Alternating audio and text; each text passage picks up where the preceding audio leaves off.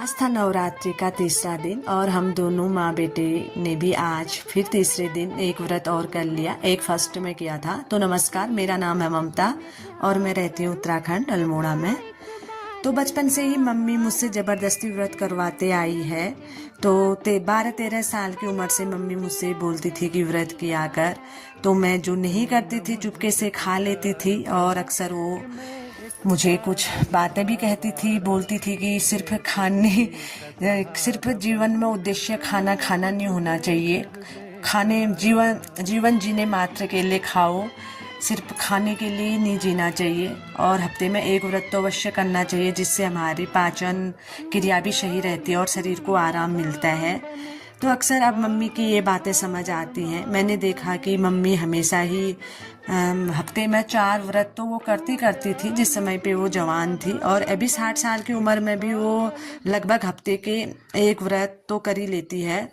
और जिससे कि मुझे जहाँ तक लगता है उसकी पाचन क्रिया बिल्कुल सही है, कोई इशू नहीं है। जहाँ मुझे 30 साल की उम्र में ही काफ़ी प्रॉब्लम, पेट संबंधित काफ़ी प्रॉब्लम होने लग गई है। तो धार्मिक तौर पे देखें तो उपवास का अर्थ ईश्वर के प्रति समर्पण का साधन है और मनोकामना की पूर्ति है, और कहीं ना कहीं हमारा स्वार्थ भी इससे जुड़ा हुआ। और बात करें वैज्ञानिक तौर की, तो हमारा पाचन तंत्र जो होता है स्ट्रांग होता है। अगर हम 10 से 12 घंटे कुछ न खाएं ना, तो हमारे शरीर में जो विषैले पदार्थ होते हैं वो बाहर निकल आते हैं। और साथ ही हमारा जो कोलेस्ट्रॉल होता है उसका जो स्तर होता है उसको भी नियंत्रण करके ये हृदय रोग के खतरे को कम करता है।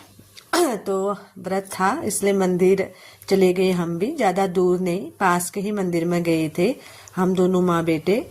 मंदिर में भी मैं कुछ ज़्यादा खास ले जाती नहीं हूँ, दर्शन मात्र के लिए जाती हूँ, धूप बत्ती और साथ ही कुछ फूल मैं चढ़ा के आती हूँ। मंदिर पे यहाँ पे ताला लगा था, बाहर से ही हमने